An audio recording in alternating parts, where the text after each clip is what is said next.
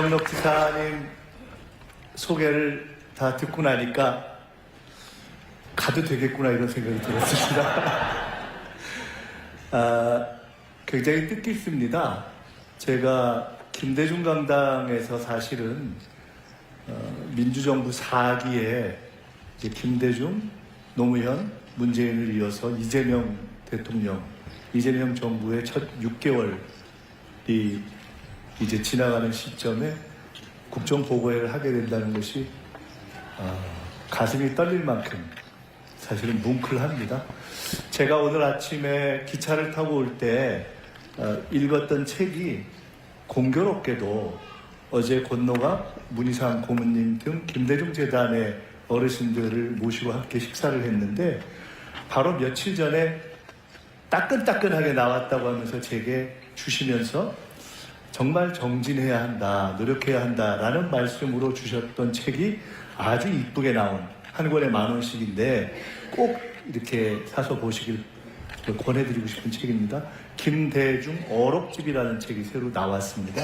근데 제가 첫 페이지, 둘째 페이지를 읽고 잠시 덮어놓고 생각을 이렇게 했습니다. 굉장히 가슴에 와닿는, 평소에도 늘 가슴을 울리는 내용들인데 우리가 사랑하고 존경했던 김대중 대통령이 첫째는 정말 쉬지 말고 공부해야 한다라는 말씀, 그리고 이 국민을 하늘같이 섬겨야 한다는 그 내용으로 시작하는 어록집을 이렇게 읽으면서 저는 스스로 여기 우리 존경하는 영원한 청년 박지원 우리 의원님이 계시지만 박지원 의원님처럼 저도 스스로를 김대중 사람이다 이렇게 생각하면서 30대 김대중 대통령님께서 대통령이실 때 현직 대통령과 총재를 겸하실 때 총재 비서실장으로 정치를 배우면서 지금까지 오는 그것을 저의 정체성으로 삼고 있는데 김대중 강당에서 이렇게 말씀을 드릴 기회를 얻게 되니까 참으로 뭉클하다라는 말씀을 드리고 싶습니다. 게다가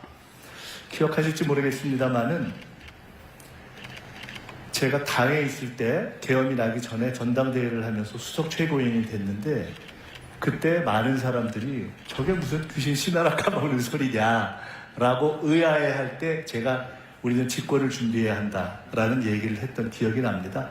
제가 집권 플랜 본부의 본부장이 되겠다라는 이야기를 했고 그때 김대중과 이재명을 잇는 다리가 되겠다라는 각오를 말씀드렸었는데 저는 요새 제가 존경하는 김대중 대통령이 있었다면 요새는 하루하루 일상 속에서 보고 배우는 이재명 대통령님을 모시고 정치를 하고 있습니다.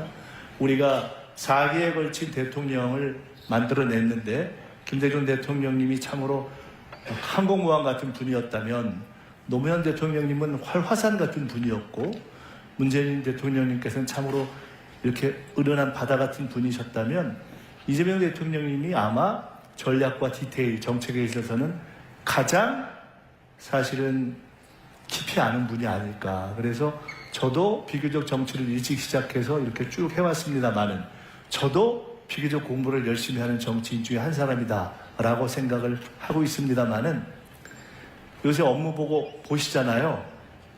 재밌죠? 하는 사람은 괴롭습니다.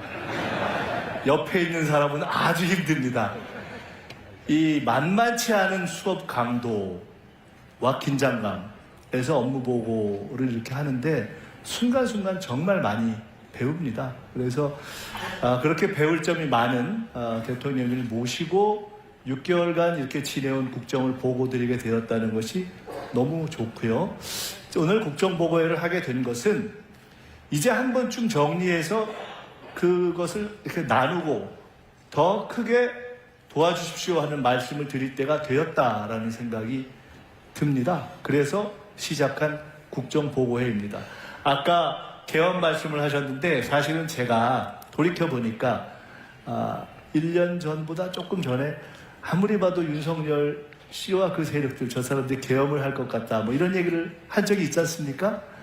그때만 해도 다들 아유 저희 약간 맛이 갔구나 이러면서 안 믿으셨지 않습니까? 근데 그게 맞았잖아요. 그래서 제가 어쩌다가 맞습니다. 근데 제가 여기 오늘도 딱 보니까 또 하나 이거 대략 맞을 것 같다는 제가 진단을 하나 하게 될 것 같습니다. 여기 계신 분들은 모두 이재명 대통령을 돕고 이재명 대통령을 찍고 그리고 민주정부를 만들어내자라는 마음을 가지고 지금까지 오신 분들인 것 같습니다. 맞죠? 오늘 자리는 그런 여러분들과 함께 그런 국민 여러분께 저희가 6개월간 이렇게 달렸습니다 하는 보고를 드리는 시간이다 이렇게 생각해 주셨으면 좋겠습니다. 워낙 이제 모든 것이 공개되어 있는 시기이기 때문에 세세한 말씀보다는 우리가 기억할 만한 굵직굵직한 말씀들을 이렇게 중심으로 말씀을 드리겠습니다. 제가 생각하기에는 김민서이가 이뻐서 오셨다기보다는 저희가 함께 중심으로 이제 국정을 이끌고 계시는 이재명 대통령의 국정을 응원하자 하는 마음에서 다 오셨다고 생각이 되기 때문에 일단 이 자리에는 안 계시지만 우리 이재명 대통령께 박수 한번 쳐드리면서 시작하면 어떨까요?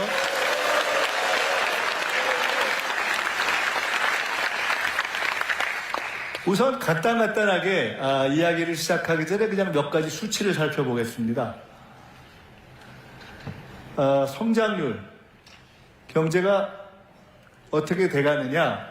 여러분 이게 제로, 그러니까 0입니다. 이 밑으로 가면 마이너스죠. 이 마이너스를 완전히 바닥을 기었던 시기가 윤석열 시기입니다. 그런데 이게 마이너스에서 딱 꺾어져서 다시 올라가기 시작한 시간이 언젠가 기억을 되돌이켜 보시면 윤석열 탄핵이 결정됐던 시점. 정말 나라가 암울해 보인다 하는 시점에서 탄핵이 딱 결정된 시점부터 우리에게는 새로운 희망이 생기기 시작했던 것이죠. 경제에서 잠재 성장률이라는 게 있습니다. 쉽게 이야기한다면 내 체격에, 우리나라 체격에, 지금 정도의 키에, 지금 정도의 펀치력을 가지고 우리가 정상적으로 뛰면 어느 정도 펀치를 날릴 수 있겠느냐, 어느 정도 체력을 발휘할 수 있겠느냐, 그것을 한국 경제가 지금 기본을 가지면 발휘할 수 있는 성장률이라고 해서 흔히 잠재 성장률 이렇게 이야기하죠. 근데 사실 지금 대한민국은 우리의 기본 체력에 맞는 잠재 성장률도 발휘하지 못했다. 우리가 생각하는 잠재 성장률, 일반적으로 경제학자들이 이야기하는 잠재 성장률이 대략 1.8에서 2 정도라고들 이야기를 합니다. 마이너스로 갔던 한국 경제가 회복되기 시작해서 이제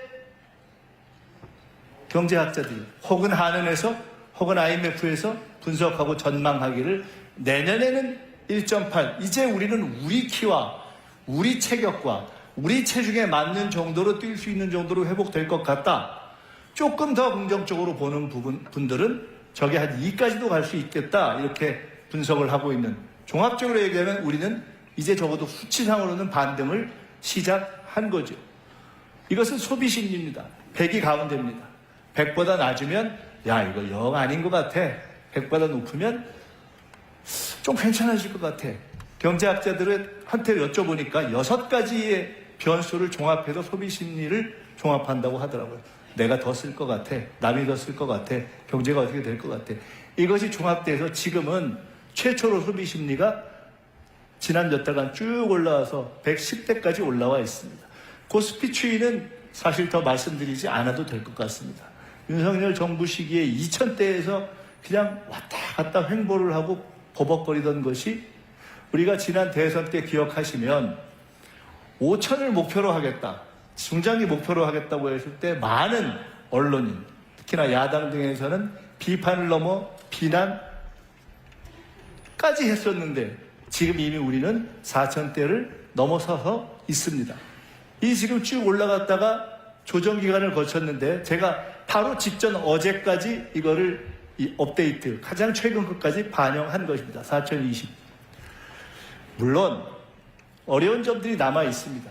최근 우리 모두가 걱정하는 환율 문제가 남아 있고 특히 수도권에 있어서의 문제가 있는 부동산 문제 등이 있지만, 그러나 누구도 부인할 수 없는 것은 전체적인 경제에 있어서의 큰 흐름은 반등되기 시작했다.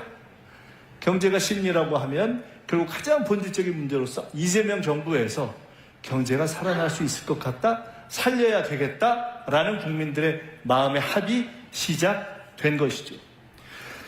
지난 6개월 동안에 국정에 가장 큰 에너지를 쏟고 국민들이 가장 걱정했던 것은 무엇이냐? 한미 관계입니다. 그 중에서도 한미 관세 협상이죠.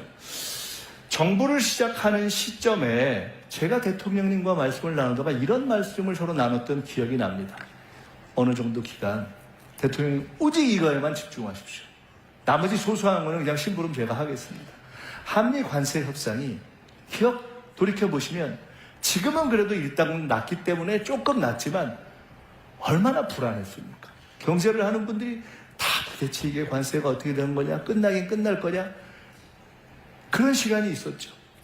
거기에 사실 대통령이 누구도 해줄 수 없는 가장 본질적인 대통령의 일은 외교와 안보인데 지금은 경제전쟁의 시대이기 때문에 가장 어려운 문제인 사실은 안보 문제와 경제 문제가 다 얽혀있는 한미 관세 협상이 우리 국가와 국민 모두의 운명에 달리는 가장 큰 일이었죠.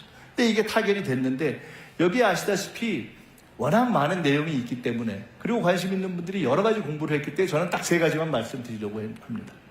첫째는 상업적으로 합리적인 투자만을 한다. 상업적 합리성입니다. 여러분, 동네에서 싸움을 해도 그렇고 회사 간의 싸움을 해도 그렇고 나라 간의 협상을 하고 경쟁을 해도 그렇고 사실 기본적인 결정은 힘에서 결정이 납니다. 등치 크고 힘이 세면 일단 유리하죠. 아무리 전략이 좋고 아무리 머리를 쓰고 아무리 꾀가 좋다고 하더라도 사실 기본적으로 체력과 이 힘에서 월등한 상대를 이기기는 쉽지 않지 않습니까? 우리의 경험 아닙니까? 그런데 우리의 상대는 누구였습니까? 미국이었습니다. 미국에서도 가장 협상을 잘한다고 하는 트럼프 대통령이 이끄는 미국과 협상을 한 것입니다. 따라서 이번 협상은 우리가 미국과 한국의 협상 결과가 누구에게 유리했는가만을 보면 되는 것이 아니라 미국과 협상했던 전 세계의 다른 모든 나라와 비교했을 때 특히 우리가 주로 생각하는 예를 들어 미국과 일본, 미국과 유럽 이런 우리가 주로 경쟁하는 나라들과 비교했을 때 우리가 얼마나 덜 불리하게 협상했느냐 사실은 그걸로 승부가 난다고 보는 것이 맞지 않겠어요? 상업적 합리성이라는 것은 기본적으로 미국이 그리고 트럼프 대통령이 그 막강한 힘을 갖고 전 세계의 모든 나라가 안 하고 싶다고 할 수 없는 협상이 아니잖아요. 할 수밖에 없는 협상이잖아요. 기본적으로는 밀리는 협상이잖아요. 결과가 나오면 누구도 이거는 이 협상하기 전보다 우리는 미국보다 훨씬 유리해졌다라고 이야기하기 어려운 협상 아닙니까? 그렇기 때문에 참으로 어려운 협상인데 그래서 경우에 따라서는 이거 불리하기만 한 거 아니야? 우리가 손해보는 거 아니야? 라고 할 수 있는데 그때 우리가 딱 붙인 우리의 중요한 협상 전략이 있었다. 그것이 바로 상업적 합리성. 쉬운 말로 하면 돈 되는 것만 한다. 미국과 여러 가지를 협상했고 여러 가지 복잡한 결론을 냈는데 그것의 모든 것을 하나의 고가로 우리는 딱 씌운 겁니다. 상업적 합리성. 오케이. 미국이 주도했고 미국이 제기했고 그 협상을 해서 우리가 앞으로 미국이 투자를 원하면 그런 부분을 갖고 투자도 할 것이다. 그러나 우리도 일방적으로 손해보는 일은 결코 안 할 것이다. 상업적 합리성. 돈 되는 것만 하겠다. 이것을 만들어낸 것은 우리의 이번 협상에서 매우 탁월한 결과이다. 두 번째, 이번 협상에서 중요한 것은 마스가 배.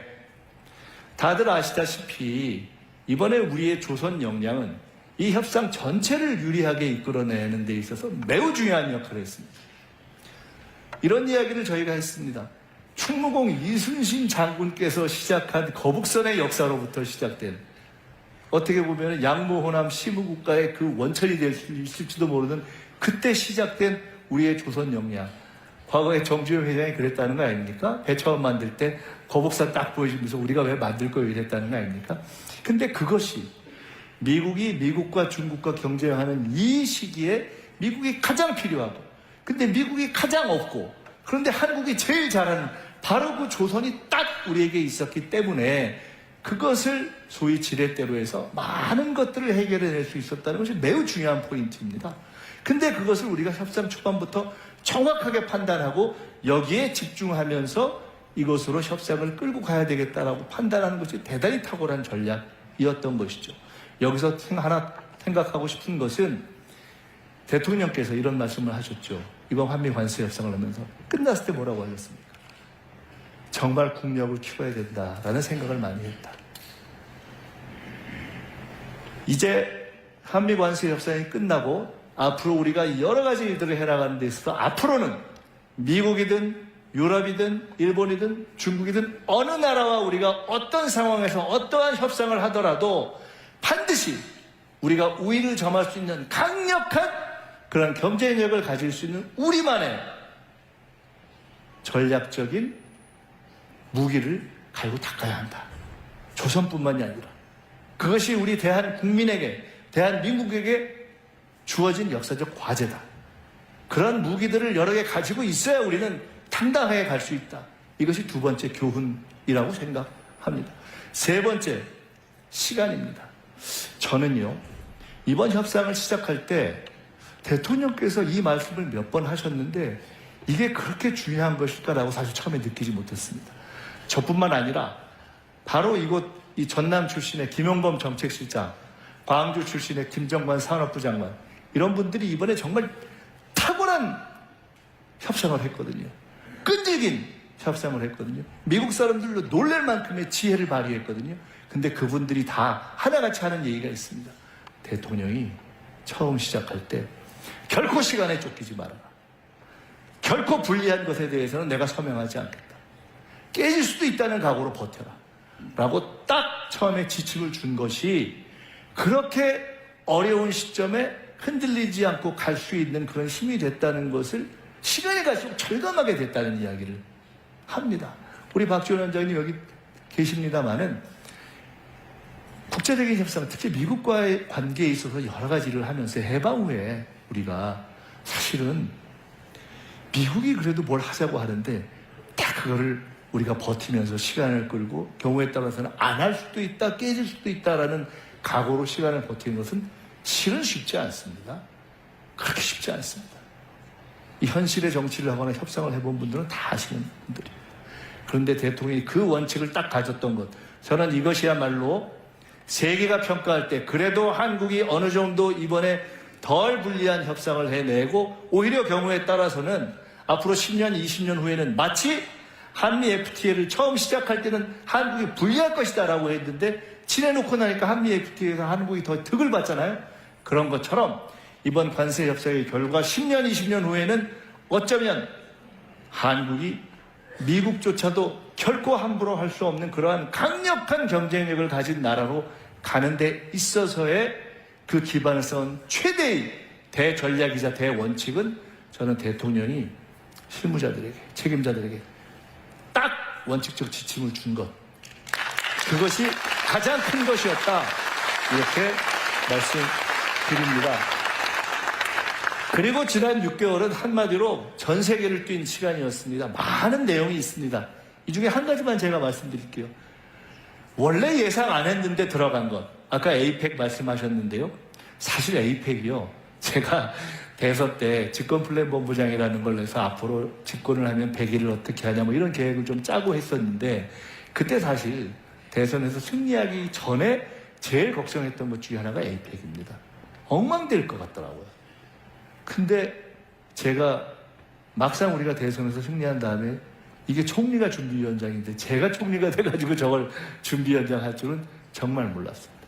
근데 처음엔 정말 캄캄했습니다. 근데 참으로 하늘이 도와서 저희들이 잘 만들어냈는데, 그 결과 중에 에이펙 정상회의에 문화 창조 산업을 에이펙의 앞으로 새로운 전략 영역, 전략 산업으로 넣자라는 것을 합의를 만들어냈는데, 저것이 그렇게 간단한 것이 아니었습니다. 제가 구체적으로 말씀을 못 드리겠지만 참가했던 중에 꽤 힘이 있는 나라들 중에서 상당히 부담스러워한 내용이었습니다. 왜? 에이펙에 아시아 태평양 국가들의 관계에서 앞으로 쭉 협력을 해나갈 때 문화창조 산업을 공동의 어떤 전략적 산업으로 한다면 가장 득을 볼 수 있는 나라가 어느 나라냐? 한국이 되기 때문에 이런 내용들이 하나하나 들어간 것입니다. 여기서 제가 하나만 더 말씀드리고 싶습니다. 대통령이 외교를 잘한다고 생각하십니까? 못한다고 생각하십니까? 잘하죠. 최근에 여론조사를 보면은 이재명 대통령에 대한 국정에 대한 여러 가지 평가가 있는데 그 중에 잘한다고 생각하는 이유 중에 제일 1번이 뭐냐? 외교를 잘한다예요. 근데 이게 너무 이상한 거예요. 이재명 대통령께서 김대중 대통령님처럼 민주화운동을 하다가 망명을 해서 미국이나 일본에서 상당 기간을 계시면서 그렇게 이렇게 외교적 훈련을 한 그런 분이 아니잖아요. 누구처럼 외국에 유학 가서 막 한 유학파도 아니잖아요. 뭐 평소에 외교관계위원회에서 뭐 외교를 오래 갈고 닦은 분도 아니잖아요. 근데 왜 이재명 대통령이 외교를 잘하시지? 저는 사실 잘할 줄 알았습니다. 왜? 당에 계신 분들은 혹시 기억하실지 모르겠어요. 우리가 예상치 못했던 계엄이 일어나고 그래서 대선이 시작되기 전에 그냥 일상 시기에 당시 당 대표였던 이재명 대표께서 거의 매주 빼놓지 않고 한 일정이 하나 있었습니다. 그게 뭐였냐? 서울에 있는 주한 외국 대사들과의 만남이었습니다. 그걸 쭉 지속적으로 했어요. 저는 그때 이분이 준비를 하고 계시구나 이렇게 느꼈습니다. 그냥 흔히 얘기하는 그냥 정치인들, 정치 지도자들, 당대표들이 그냥 의례적으로도 가끔 만나기도 하는 미국, 일본, 중국, 러시아 그런 4강 대사뿐만이 아니라 유럽이나 또는 아프리카나 이런 다양한 국가의 대사들을 지속적으로 만나시는 걸 제가 보면서 준비를 하고 계시구나 이렇게 생각을 했습니다. 준비를 한 것. 그 바탕에는 국가와 국민을 위해서 국정을 맡겠다는 의지도 있었고 책임감도 있었고 그러한 바탕들이 다 쌓여서 저는 지난 6개월 사실 계엄 직후 6월 4일에 우리가 대통령 선거 끝나고 나서 불과 열흘이 되기 전에 첫 해외 정상 외교 활동이 시작됐습니다. 근데 그러고 6개월을 정말 정신없이 달려온 겁니다. 정신없이 달려서 이제 한 12월 중순쯤 돼서 이제 조금 끝나고 일단 외교 끝나고 호흡 조금 가다듬고 숨 좀 돌릴 수 있나 했더니 바로 또 업무 보고를 해가지고 우리를 또 피곤하게 하는 이런 대통령. 그래도 6개월 동안 열심히 했다 이렇게 인정하실 수 있죠? 좀 쪼개서 이제 한번 보겠습니다. 제가 얼마 전에 대통령님하고 같이 있는 자리에서 이렇게 말씀드렸습니다. 장르를 하나 만드셨어요. 무슨 장르? 그래서 넷플릭스보다 재밌는 정치 다큐를 하나 만드셨다고. 완전히 떴다고. 이게 이제는 재미를 넘어서 이제는 교육의 단계까지로 가고 있다고. 여러분, 지금 우리가 국민주권 정부, 또 당에 이재명 대통령 계실 때는 당원주권 정당을 시작하시고, 근데 대통령께서 가장 많이 하시는 말씀이 결국 정치는 국민이 한다.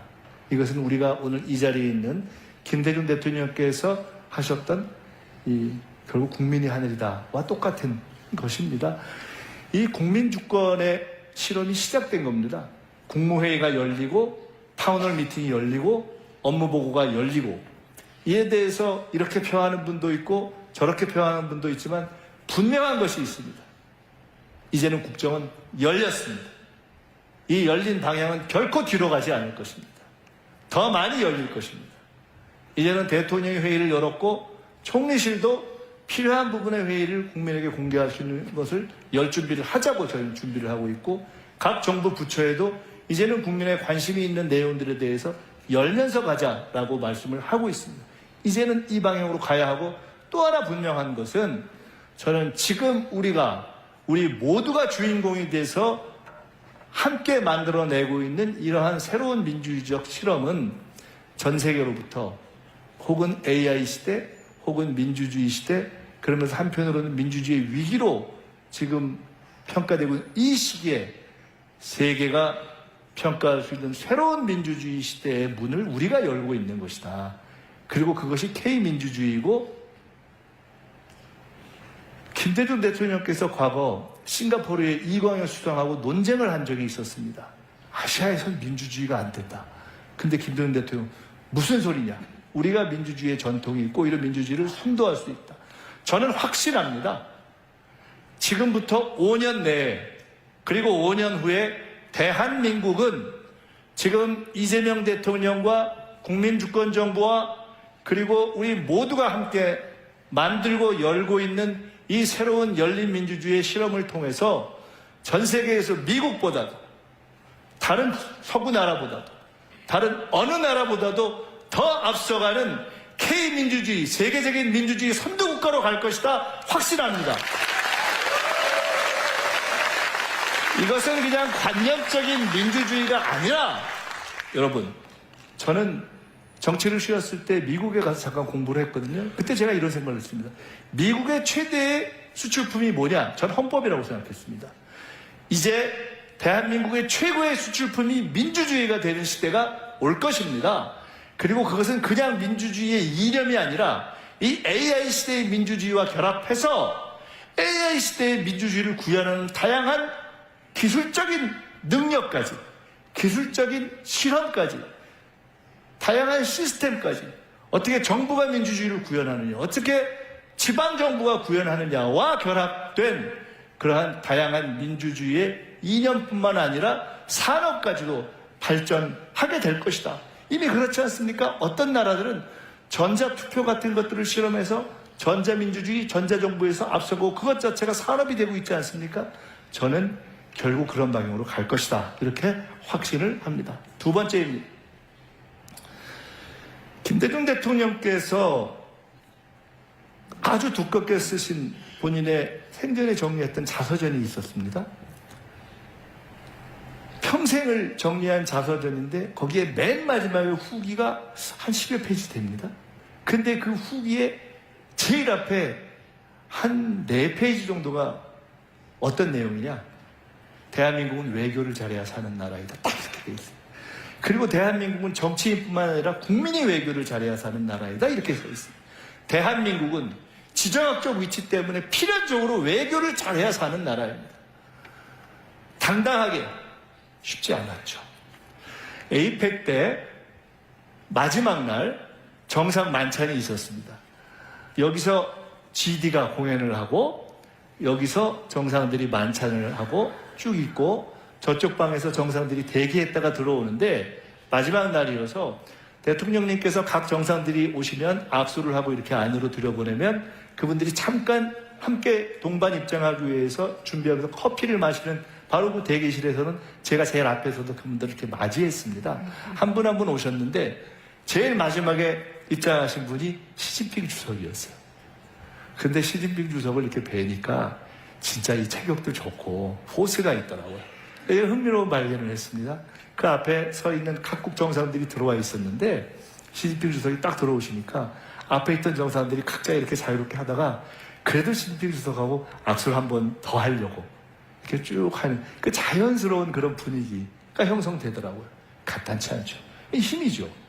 미국의 트럼프 대통령처럼 중국의 시진핑 주석처럼 그 국가의 힘이 갖는 그러한 자연스러운 결과 아니겠습니까? 그런데 여러분 아시다시피 우리 대통령이 시진핑 주석 앞에서 참으로 당당하게 그러면서도 여유 있게 참으로 자연스럽게 할 이야기를 다 하고 그러면서도 그 내용을 만들어내서 우리가 잘 풀어지지 않던 문화, 다시 공연 이런 문제까지도 풀어내는 그러한 모습을 보지 않으셨습니까? 트럼프 대통령하고는 어땠습니까? 트럼프 대통령이 그렇게 쉽게 칭찬자를 안 하지 않습니까? 트럼프 대통령이 참으로 격찬하는 그러한 결과를 만들어내지 않았습니까? 내용도 있고 최대한 절제하고 예우하지만 그러나 비굴하지 않게 보이면서 우리 국민들이 충분히 자부심을 느낄 정도의 모습을 갖추지 않았습니까? 일본 총리와는 어땠습니까? 일본과의 관계가 쉽지 않지 않습니까? 그런데 이재명 대통령이 처음으로 보수 대통령들도 그렇게 안 했는데 미국 가기 전에 일본부터 가서 일본 총리 만나고 미국 대통령 만나고 그러면서 한미일 관계를 다 풀어버리지 않았습니까? 일본이 문제가 많죠. 현재까지 우리가 외교적인 쟁점이 많습니다. 일본이 우리와 풀지 못하는 문제 중에 예를 들어 위안부 정신부 내 문제 같은 것이 있죠. 일본의 역대 수상 중에 고노 외상이라는 분이 있었습니다. 김대중 대통령 때 고노 외상이죠. 아버지 고노 요헤이, 아들은 고노 타로, 아버지도 외상, 아들도 외상. 그 아들 고노 외상이 저와 한 20, 30년 된 친구입니다. 그 아버지 집에도 같이 가서 자고 그랬습니다. 총리 임명장을 딱 받는 날 마침 임명장 받고 쫙 차 마시고 있는데 전화가 왔어요. 보니까 고노 전화예요. 그러니까 일본에 있는 고노 외상 전화가 왔다고. 제가 전화를 받았더니 첫 질문이 너무 궁금한 거예요. 야, 대한민국 대통령이 일본과 외교를 앞으로 잘 풀어간다고 하는데 진짜냐? 그게 너무 알고 싶은 거예요. 그때 제가 이렇게 얘기했습니다. 진짜다. 우리는 역사적인 원칙성, 즉 역사에 있어서 원칙은 훼손하지 않는 것을 지키면서 그러나 외교적인 연속성, 외교 자체는 흔들리지 않는 그런 연속성을 함께 조화롭게 지혜롭게 조화시켜 나갈 것이다. 정말 그렇게 할 거냐. 그 이후의 결과는 현재까지 그런 상태로 되고 있습니다. 우리가 풀어야 하는, 제가 언젠가 김대중 대통령님께서 은퇴하신 후에 동교동으로 찾아뵀을 때 한번 이런 말씀을 드려봤던 적이 있습니다. 김대중 대통령님의 햇볕 외교는 한마디로 얘기하면 미국, 일본, 중국, 러시아 다 잘 지내자는 거 아닙니까? 맞다 그러시더라고요. 우리는 반드시 우리 주변에 있는 나라들, 미국, 일본, 중국, 러시아, 미국, 중국, 일본, 러시아, 북한까지 포함해서 우리의 운명이 얽혀있는 나라들과 굳이 더 나쁘게 지낼 이유가 없는 것 아닙니까? 이걸 어떻게 하면 좀 더 좋게 만들 것인가의 지혜를 발휘해야 하는 것 아닙니까? 그것을 당당한 모습으로 풀어낸 것, 저는 그것이 지금까지 6개월 동안 우리가 가진 외교의 가장 큰 성과가 하나가 아닌가 이렇게 생각을 합니다. 동의하시죠?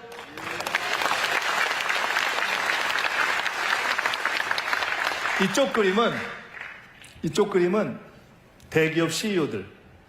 아마 여기가 제가 한화의 회장님 같습니다. 여긴 이재용 회장님, 여기는 그 젠스랑하고 그 셋이 모였을 때 가장 젊다고 하는 우리 정의전 회장, 또 롯데 신동물 회장, 이런 대기업 회장들이시고, 저쪽은 민주노총, 한국노총, 그리고 우리 노동부 장관 사진입니다.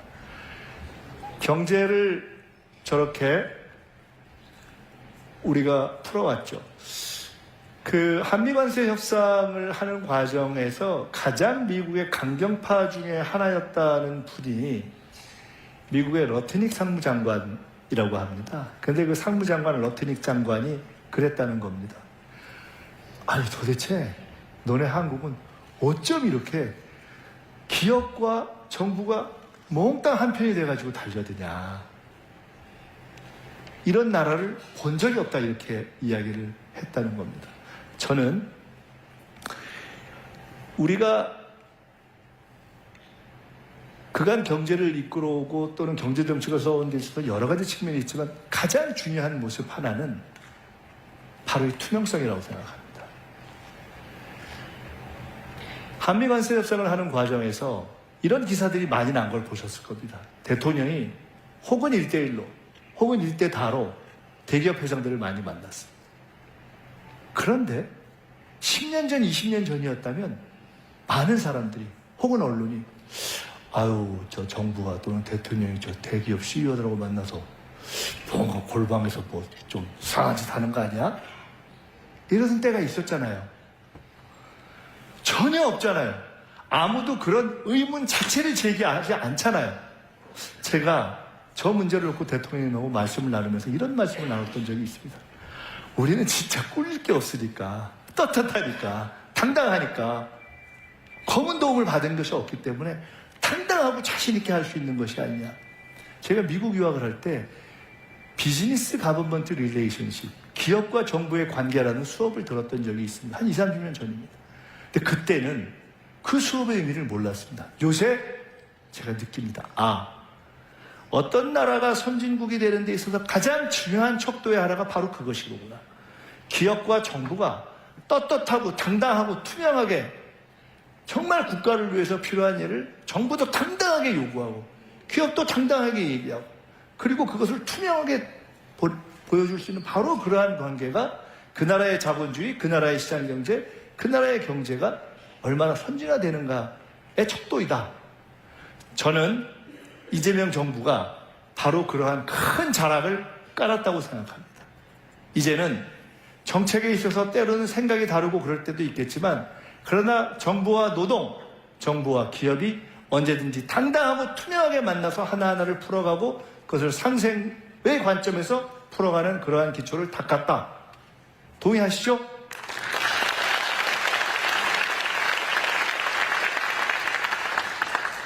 그렇게 해서 우리는 미래를 준비해가고 있습니다. 제가 당에 있을 때 대선을 준비하면서 ABCD 그때 제가 만들었던 조어 중에 하나입니다. 지금 우리가 그것을 새 정부가 이제 출범해서 하나하나 실제로 실현해 가고 있습니다. A, AI, B, 바이오, C, 컨텐츠 앤 컬처, D, 디펜스, 방사, E, 에너지. 이것들을 다 해나가고 있습니다. 하나하나 해나가고 있습니다. 그 모든 것들을 하나하나 해갈 뿐만 아니라 또 하나 매우 중요한 것은 참으로 중요한 원칙. 서울에서 멀리 떨어진 곳일수록 더 약한 곳일수록 그간 발전이 덜 된 곳일수록 이 발전의 혜택을 누리게 하자는 그런 균형 발전과 지역을 살리는 원칙을 가지고 이것을 실현해 가고 있다. 바로 그러한 것들 하나하나가 예산에도 담기고 바로 이곳 전남의 도청에 바로 이곳에 현수막에 담겨있는 내용들로 하나하나 구현되고 있는 것이 아닌가 이렇게 생각을 합니다. 여기서 또 하나 중요한 말씀을 드리고 싶습니다. 이 모든 미래를 향한 우리가 새로운 전략을 펼쳐가는 중심에 우리는 앞으로 문화국가, 원래 백범 김구 선생이 꿈꿨던 문화국가를 이루어가려는 하는 내용들을 담아가고 있습니다. 대선을 하기 전 12월 말 1월 초쯤이었나요? 이런 말씀을 대통령님하고 나눴던 기억이 납니다. 앞으로 국가 비전이 뭐가 돼야 되는가? 저는 그때 말씀드리길 백범 김구 선생이 꿈꿨던, 지금 세계가 한류 시대니까 진짜 문화국가를 궁극적인 비전으로 삼아야 되지 않겠습니까? 대통령께서 전적으로 공감한다고 말씀하시면서, 그러나 지금은 성장과 민주주의가 워낙 훼손되어 있는 시기이기 때문에 우선 지금은 성장과 민주주의 회복을 우선해야 한다. 성장 국가이다. 그리고 우리는 궁극적으로 문화 국가로 나아가야 한다. 그래서 우리는 모든 정책을 펼침에 있어서 이 문화적 기초를 중시하면서 그걸 깔고 있습니다. 사실은 이 문화 국가로 오는 이 과정에는 우리가 존경하는 김대중 대통령이 깔았던 그 기초부터 시작해서 쭉 이 민주 진영과 민주 정치 세력이 담겨 이 실현해왔던 그런 정책들의 기초가 있는 것이죠. 개대헌도 있고. 이 마지막 그림이, 마지막 사진이 어떤 사진인지 아시나요? 국중박 아닙니까? 국중박. 이번에 사실은 에이펙을 하는 과정에서도 우리 유홍준 국립중앙박물관 관장님 도움을 많이 받았는데요.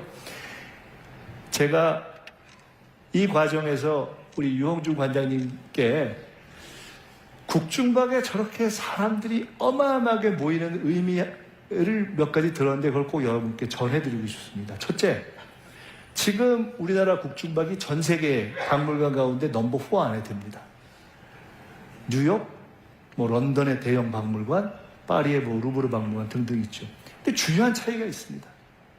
그 나라들은 거기에 있는 내용물들의 상당 부분이 자기 게 아니라 다 식민지를 가졌던 나라들 아닙니까? 거기서 가져온 것이 대부분 아닙니까? 우린 그런 게 없잖아요. 두 번째, 전 세계에 100여 개가 넘는 박물관의 관장들이 쭉 한국에 오면 제일 부러워하는 게 있답니다. 일본을 포함해서. 그건 뭐냐면 일본도 그렇고 전 세계 어느 나라도 젊은 사람들이 박물관을 찾는 경우가 없다는 겁니다. 저렇게 젊은 사람들이 줄 서서 있는 나라가 없다는 거예요. 그냥 다 어르신들이 주로 간다는 게 너무너무 부러워한다는 겁니다.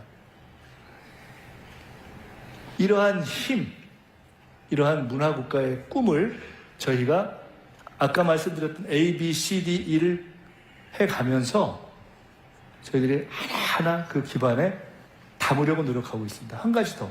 이번에 에이펙을 하면서 느낀 것이 있습니다. 에이펙을 해서 경주는 사실 우뚝 섰습니다. 경주가요, 어느 정도냐면은 KTX 경주가 하는 편을 아마 증편을 한다면 증편한 숫자만큼 꽉꽉 차서 내릴 정도로 많이 갑니다, 이제는. 저는 사실은 이번에 제가 에이펙을 하면서 경주를 10번을 갔는데 이쪽에 경주에 재발견을 한 거죠. 그리고 시작할 때 끝난 뒤에 경주를 찾는 관광객의 숫자가 확실하게 늘지 않는다면 에이펙은 실패다. 저는 이렇게 생각하고 준비를 했습니다. 근데 확실하게 는 거죠. 근데 에이펙이 끝난 뒤에 저는 어떻게 생각하냐. 이제 우리 포스트 에이펙으로 가야 된다. 포스트 에이펙의 핵심은 뭐냐? 문화와 관광인데 사람들이 서울에 오죠. 그러면 서울 또 어딜까요? 부산? 제주? 그 정도 거리도 많이 가는 데 아니겠습니까? 거기 말고 지방으로 어디를 가느냐. 그 두 번째, 세 번째, 제2의 경주, 제3의 경주를 만들어내야 되는 거죠. 경주까지는 어느 정도 된 것 같습니다. 제 요새 제일 큰 관심사 중에 하나는 제가 총리로서 국가관광전략회의의 의장이기도 한데 에이펙 저번에 한번 했고 이제 곧 준비하려고 하고 있습니다. 제일 관심 갖는 것은 호남에서는 어디지? 충청에서는 어디지? 일단 경주 이상으로 서울에 왔다가 서울에서 끝내는 것이 아니라 서울에 왔던 한류의 팬들이 찾는 곳을 만들어내야 한다. 반드시. 그 제2의 거점들을 한 군데씩을 적어도 만들어내야 그 다음에 다른 지방으로 확산할 수 있다. 라는 생각을 아주 절실하게 하고 있습니다. 그런 고민을 전남과 함께 했으면 좋겠습니다. 다음은 생명. 이제 뭐 거의 끝나갑니다. 생명 존중입니다. 이재명 정부의 국무회의를 지켜보셨으면 아실 텐데 대통령이 특별히 강조하는 대목들이 있습니다. 생명에 관한 것입니다. 첫 번째, 산재입니다. 이게 참 어렵습니다. 산재를 어떤 경우에는 어떤 언론에서는 그거 좀 그만 얘기하지 이런 얘기가 있을 정도로 대통령이 강조합니다. 근데 참으로 진심을 갖고 강조하는 겁니다. 이 정도 되는 나라에서 이제는 꼭 산재 일터에 나가서 목숨을 잃을 정도의 그런 환경은 아닌 정도로 우리가 경제 발전을 해야 되는 것이 아니냐라는 진정성을 가지고 제도를 개선하려고 하는 것이죠. 근데 쉽지가 않더라고요. 지금 현재 50인 이상, 50억 이상의 사업장에서는 줄고 있습니다. 확실히 줄었습니다. 근데 어디가 이게 안 주냐? 50인 이하, 50억 이하. 그래서 저도 직접 현장을 이렇게 가보곤 합니다. 쉽지 않습니다. 이 싸움은, 이 산재를 줄일 싸움은 쉽지 않을지 모릅니다. 하지만 할 것입니다. 두 번째, 산불. 이런 재난 하나하나에 대해서 확실한 조치를 하고 있습니다. 작년에 비해서 이제 올해를 작년으로 한다면 내년에는 확실히 산불에 대한 피해를 줄여야 하겠다라고 생각하는 조치를 몇 가지 했습니다. 가령 헬기가 딱 산불 나면 떠서 물을 뿌려서 불을 끄는 진화의 시간을 줄이기 위해서 일단 군 헬기를 포함해서 산불 진화에 사용되는 헬기의 숫자를 확실하게 늘리고 더 중요한 것은 일단 불이 시작되면 뜨게 했습니다. 가다가 돌아오는 한이 있더라도 30분을 줄인 겁니다. 세 번째는 자살입니다. 자살이 한 해에 지금 약 15,000 정도. 너무 많은 거죠. OECD에 들어있는 국가로서 너무 부끄러운 숫자입니다. 이 부분이 사실은 정책을 해보신 분들은 아시겠지만 가장 많은 돈을 쓰고 가장 많이 얘기하는데 가장 해결 안 되는 몇 가지를 꼽아보라면 자살, 아마 출생률을 높이는 문제, 뭐 이런 정도 등등이 아닐까 싶습니다. 근데 이것이 지금까지 상당히 많은 노력을 하고 예산 투입도 됐었는데 잘 진전이 안 되고 있는데 이 부분을 반드시 해결하자고 해서 총실 산하에 따로 자살 관련한 대책 본부까지 만들었습니다. 이런 부분을 해 나가겠습니다. 새 정부가 출범한 것만으로 그래도 우리는 비교적 평온한 일상을 찾았습니다. 더 이상 오물풍선이 날아다니고 확성기로 그에 대응하는 그러한 것은 우리가 선제적 조치를 통해서 막았습니다. 최근에는 알고 보니 무려 1년 전부터 사실상 이쪽에서 윤석열 세력이 먼저 도발한 것 아니냐라는 증언까지도 나오고 있는 상황입니다. 쉽지는 않습니다. 북한의 핵에 대한 개발을 바로 멈추게 하는 것도 쉽지 않고, 북한이 아예 우리는 두 국가다, 그냥 원수다 라고 이야기하고 그것을 이론으로 만들고 있는 상황을 되돌리는 것도 쉽지 않고, 그러나 여러분이 업무 보고에서도 보셨듯이 저희들이 포기하지 않고 그 노력을 할 것이고, 적어도 더 이상 불필요하고 무리하고 어리석은 갈등을 만드는 일은 안 하는 쪽으로 확실하게 정책을 바꿔서 지난 6개월 동안 그 이전에 오물풍선과 확성기가 날아다니던 그런 상황은 일단 스톱시켰다. 이 스톱시키기 위해서 우리가 꾸준히 노력을 더 해가겠다. 그리고 이 노력을 더 해가는 데 있어서는 정부를 믿고 정부의 평화를 위한 노력을 함께 쭉 이어나갈 수 있도록 버텨주시는 국민의 지지가 매우 중요하다 하는 말씀을 특별히 부탁을 드리고 싶습니다. 제가 지금까지는 비교적 우리 이렇게 하고 있어요, 앞으로 괜찮을 거예요, 전망도 괜찮을 것 같습니다 라는 얘기를 중심으로 드렸습니다. 그러나 저희가 꼭 그렇게 낙관적으로만 보고 있는 것은 아닙니다. 쉽지 않은 일들이 있습니다. 당장 경제에 있어서도 아까 말씀드렸던 그러한 환율이니 부동산이니 이런 등등이 있고요. 그래 당장 전남 지역에도 지역 자체에 있어서 지역을 이끌어왔던 경제, 지역뿐만 아니라 나라를 이끌어왔던 경제 자체가 흔들리는, 해당 산업이 흔들리는 그러한 어려움이 있는 곳이 있습니다. 제가 여러 가지 어려운 것 중에 하나만 예를 그냥 들었습니다. 한류가 세계에서 정말 지금 근사하다라고 하고 있는데 막상 뚜껑을 잘 열어보면 이거 외화 내빈이네 하는 그러한 대목들이 있습니다. 이게 지금 뭐냐면 우리가 만든 드라마 제작 편수입니다. 올해 84편, 10년 전인 2015년에 84편, 2022년엔 141편. 똑같은 84편이 올해 10년 전이지만 지금의 84편과 10년 전 84편은 전혀 다릅니다. 왜? 10년 전에는 상승할 때의 84편이요.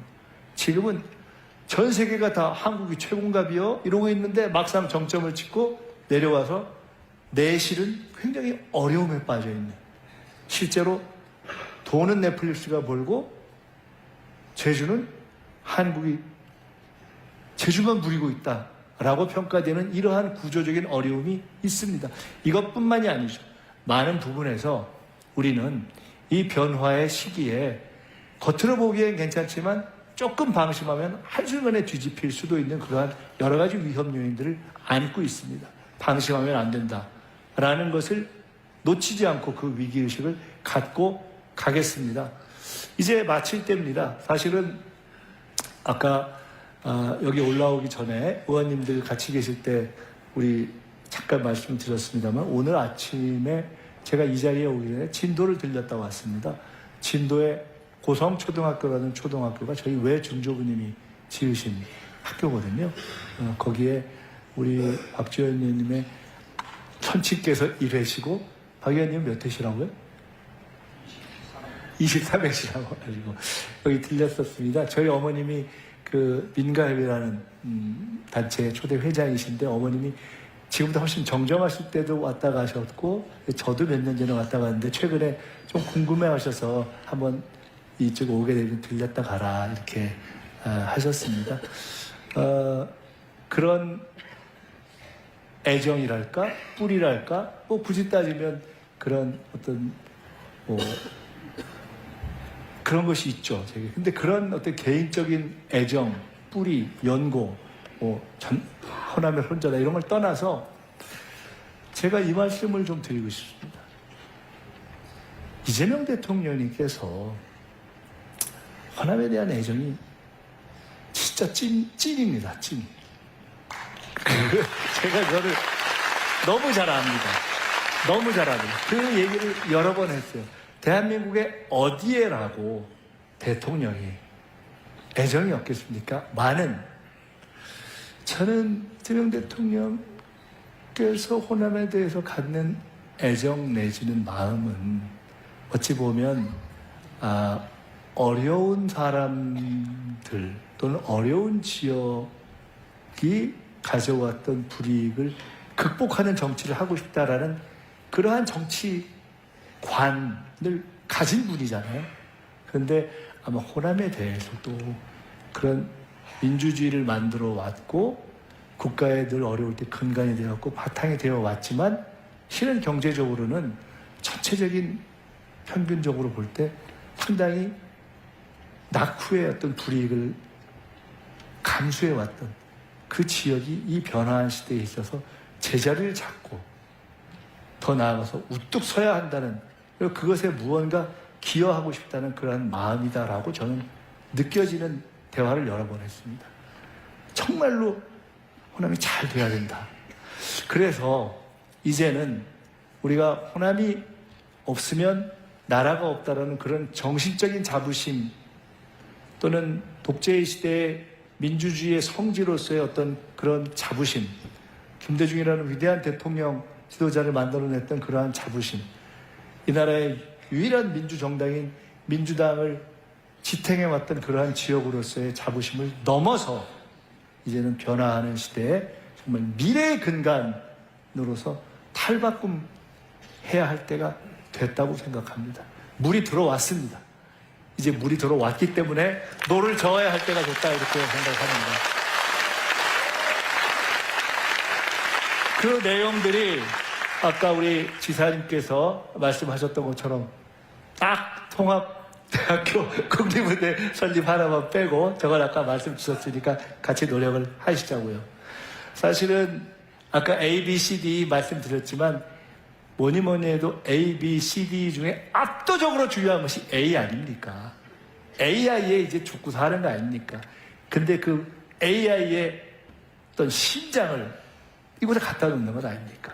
국가 AI 컴퓨팅 센터를 포함해서 재생에너지 수소, 농업의 AI 전환, 이 모든 것의 실험의 거점들이 저는 바로 이곳 전남으로 내려왔다. 그것이 정책적 뒷받침도 될 것이고 예산으로도 이미 실현되고 있고 대통령의 관심과 이 정부의 애정으로도 실현되고 있다. 그리고 이 정부가 실현해 나갈 많은 정책들을 실제로 현실로 만들어 나갈 정책의 곳곳에 이 지역 출신의 많은 탁월한 관료들이, 공무원들이, 공직자들이 일하고 있다. 그런 점에서 정부와 또 지방정부와 함께 우리는 새로운 전남의 대부흥을 만들어갈 때가 됐다. 이렇게 말씀드립니다.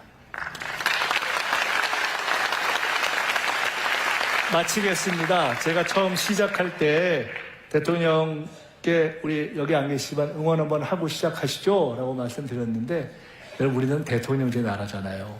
대통령이 정말 중요합니다. 제가 그 생각을 정말 많이 합니다.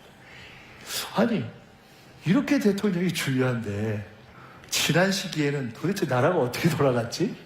어떻게 돌아갔을까? 상상이 안 가는 거예요 정말. 그게 안 돌아간 거죠. 대통령이 고민을 해야 되잖아요. 나라를 어디로 끌고 갈 것인가 고민을 하고 대통령이 열심히 하니까 저희 같은 사람도 긴장하죠. 긴장 안 할 수가 없습니다.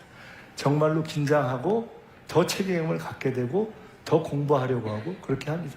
제가 그럴 때 장관들은 어떻겠습니까? 각 공공기관의 장들은 어떻겠습니까? 일선 공무원들은 어떻겠습니까? 업무 보고를 하니까 다들 와서 이야기를 해요. 밤새 공부한다는 거예요. 정말 이게 다들 이렇게 열심히들 하는데, 저는 어제 금융위 공정위 업무 보고를 할 때 제가 금융위 공정위 관계자들에게 이렇게 얘기했습니다. 이렇게 화끈하게 금융위 공정위가 시장 질서를 바로잡는 일을 하겠다는 걸 밀어주는 대통령을 만나기가 어려울 수 있다. 남아있는 기간 동안에 진짜 국가의 질서를 제대로 바로잡자 하는 각오로 일하자, 이런 얘기를 했습니다. 앞으로 처음에 제가 넷플릭스보다 재미나는 젠플릭스다 이렇게 얘기했는데, 이 모든 것의 주인공은 결국 우리 국민, 우리 합계가 될 것입니다. 그리고 대통령은 집단지성에 대한 확고한 믿음이 있습니다. 지난 총선 전에는 어떤 분들은 5년이 너무 길다? 뭐 이렇게 했는데 요새는 사람들이 5년이 너무 짧다 이러는 거 아니에요? 야, 이거 막 더 했으면 좋겠다 이런 분들도 있는 거 아니겠습니까?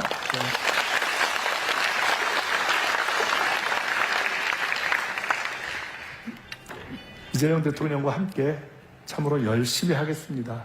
그리고 저희가 1기, 2기, 3기, 4기 이제 민주정부를 만들어서 딱 6개월 됐지만 이 민주정부가 대한민국 정말 골든타임에 참으로 감사하게도 나라가 선진국의 입구까지 왔는데 주저앉느냐 계속 갈 수 있느냐 하는 그 딱 위기의 분수령에서 우리가 다시 여기 계신 모든 분들의 힘과 노력과 도움과 협력으로 새 민주정부를 만든 것 아니겠습니까? 이것을 성공시키는 것은 그냥 이재명 대통령 개인의 노력으로 되는 것도 아니고 제가 옆에서 돕는다고 해서 될 수 있는 것도 아니고 하기 때문에 더 열심히 생중계 보시고 더 열심히 댓글도 보시고 분명한 게 하나 있어요. 댓글은 정부에 있는 장관 누구보다도 대통령이 더 꼼꼼히 다 보십니다. 그러니까 다 하시고 그리고 또 잘못한다 싶을 때는 또 그에 대해서도 질책의 말씀을 주시고 그렇게 하겠습니다. 저희가 최선을 다해서 열심히 해서 반드시 국민과 함께 성공하고 승리해 갈 수 있도록 더욱더 앞으로 도와주십사 하는 말씀 드리면서 일단 이렇게 말씀을 마칠까 합니다. 고맙습니다.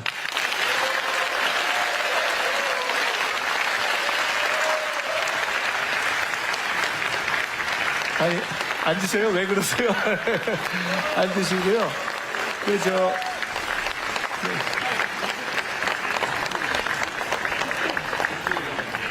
네, 제가 저 가라고요? 앉으십시오.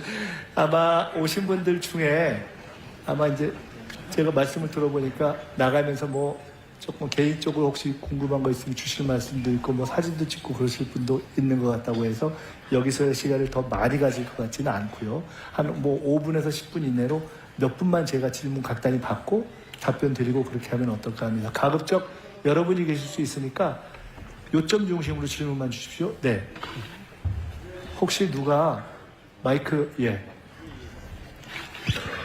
안녕하십니까. 저는 전남 순천시에서 아침에 사실은 저희 주민들과 함께 버스 한 대와 우리 총리님이 오신다고 해서 이런 혹시 기회가 될까 정말 학수거대하고 이렇게 왔는데 정말 시간을 내주셔서 감사합니다.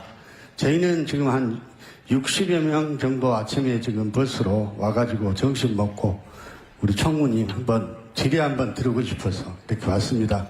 이런 기회를 주셔서 감사합니다. 저희는 사실 5년 임대아파트에 입주하고 있는 주민들입니다. 그런데 일부 부도덕한 건설업체에 임대아파트 사기로 인해서 피해자는 있으나 현재 가해자가 없는 이런 억울한 상황에서 거의 잠 못 이루고 5년간을 이렇게 발만 동동 구르고 살고 있습니다. 너무 억울하고. 근데 어떻게 저희들은 국토부, 그 다음에 허그, 그 다음에 우리은행, 이런 것에 수많은 질의와 또한 또 민원도 제기하고 이번에 또한 공익감사가 있었습니다. 사실은. 그래서 공익감사도 요청도 했고 여러 가지 방법으로 저희 억울함을 호소를 했으나 이번에 공익감사